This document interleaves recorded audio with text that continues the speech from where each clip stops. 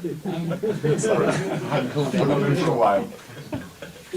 Last week's defeat at Everton, do you think people will look at that maybe and say, this is a blueprint how to beat Arsenal, hit them on set pieces, crowd midfield out, and I think a lot of teams will look at that and think this is how we beat them? I think a lot of teams, they already been looking at the best way to beat us, and they use data, they use images, they did experiences that they had, they play in their strengths. I think every manager, every team is trying to do that, and Everton did what they did really well, better than us on the day. That's why they deserve to win the game. Other teams have tried to do that before this season and overcome it fairly comfortably. I mean, why do you think it went wrong last week?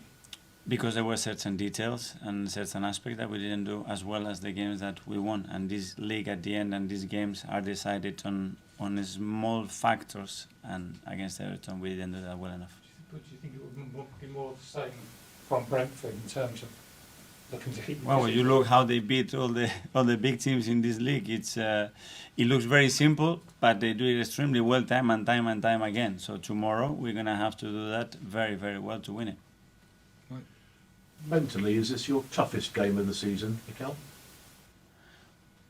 I don't know. I think we prepare in the best possible way mentally for every game. It doesn't mean that it's the toughest, the easiest, probably because they don't need much. They already are looking forward to the game tomorrow. I can sense that, and we're gonna have our people next to us, giving us full of energy and enthusiasm and passion, and the boys are really looking forward to it tomorrow.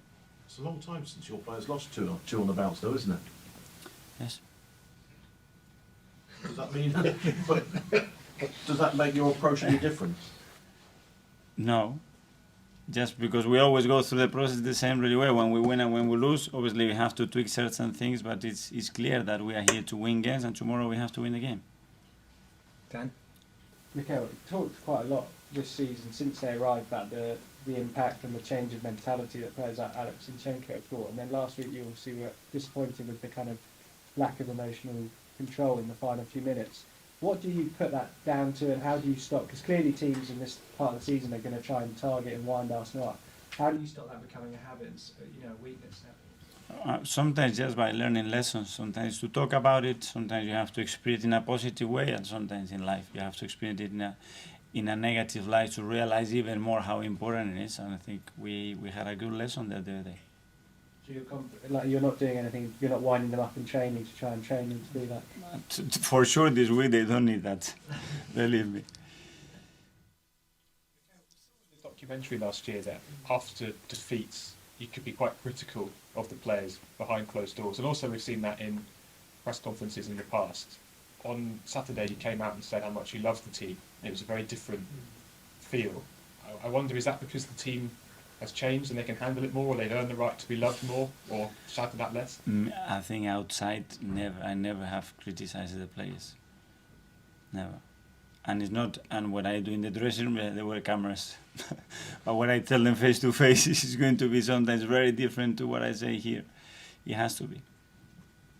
Does that mean you still would criticise them in the dressing room? Criticizing? No, I give them my opinion.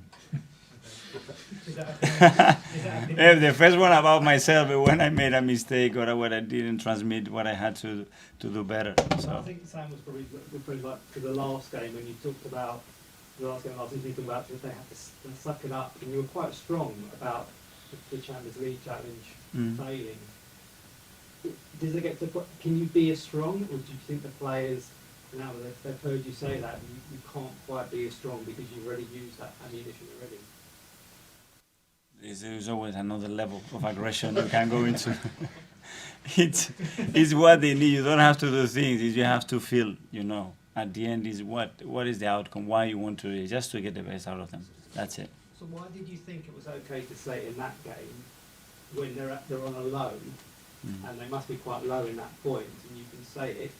But when was that, sorry? It was in the Newcastle game, wasn't it? I think Yeah, you said you had to suck it up. Mm. Was it suck it up then?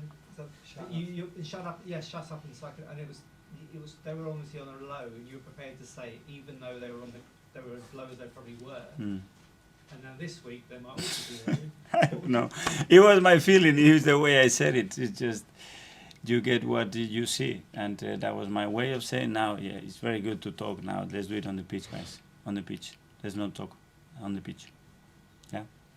Also, Mikel, have you discussed, I don't know, do you sort of go through worst case scenarios ahead of a big game like this? For example, what happens if you go 1-0 down? Have you actually sort of discussed those kind of scenarios and how you could react on a worst case? I prepare them. For sure. But sometimes without telling them. Well, go on, just expand on it. Eh? Go on, just expand. No, I can't.